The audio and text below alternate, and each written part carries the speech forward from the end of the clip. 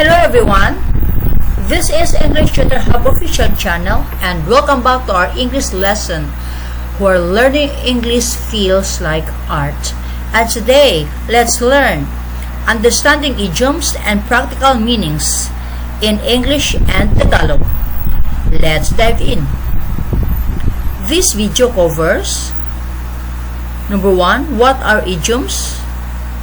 Number 2, why English idioms are important in daily conversations.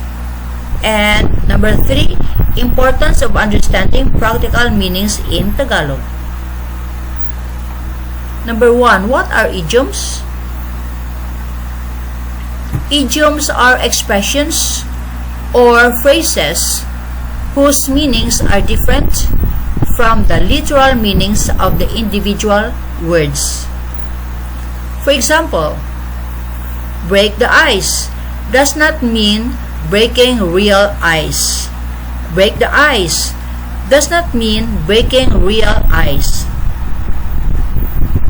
It means to start a conversation or make people feel comfortable. It means to start a conversation or make people feel comfortable. Piece of cake does not mean actual cake.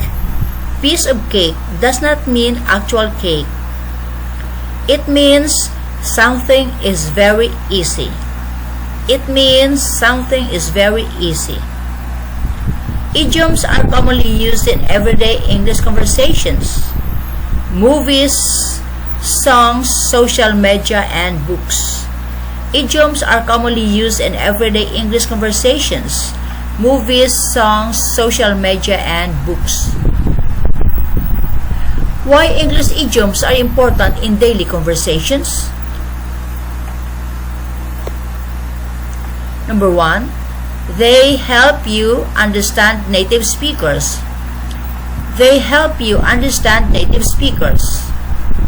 Many English speakers use idioms naturally in conversations. Example, I'm feeling under the weather. I'm feeling under the weather. It means I feel sick. It means I feel sick. If you know idioms, conversations become easier to understand. If you know idioms, conversations become easier to understand. Number 2, they make your English sound more natural. Using idioms can make speaking sound more fluent and expressive. Using idioms can make speaking sound more fluent and expressive. Example, instead of saying I'm very happy, instead of saying I'm very happy, you can say I'm on cloud 9. I'm on cloud 9. Number 3, they improve listening skills. Idioms often appear in movies, TV shows, songs, YouTube videos, social media posts. Learning idioms helps learners follow real-life English better.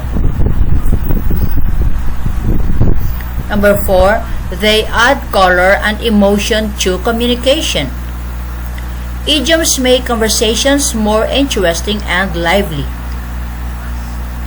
Example, spill the beans, reveal a secret.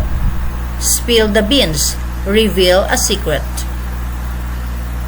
Importance of understanding practical meanings in Tagalog. Understanding practical meanings in Tagalog is important because many Filipino expressions are not interpreted literally, like English idioms. Tagalog expressions often carry cultural or emotional meanings. Examples, bahala na does not simply mean whatever happens.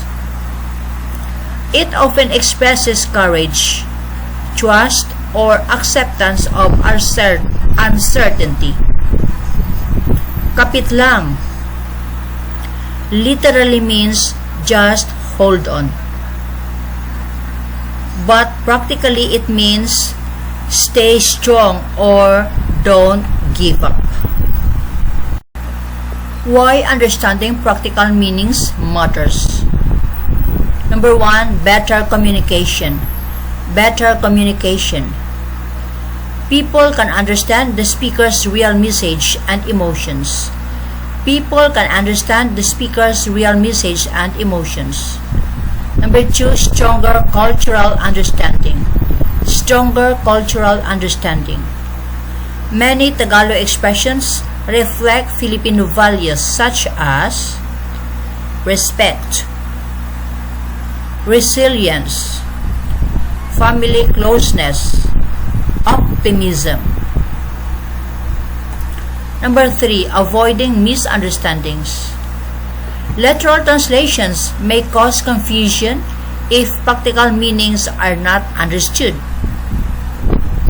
Number 4, more natural conversations. Knowing practical meanings helps learners sound more natural and relatable in Filipino conversations. Short conclusion: idioms and practical expressions are important because language is more than just words. Understanding their real meanings helps people communicate naturally, understand culture better, and connect more effectively in daily conversations. So, this video ends about understanding idioms and practical meanings in English and Tagalog. Thanks for watching.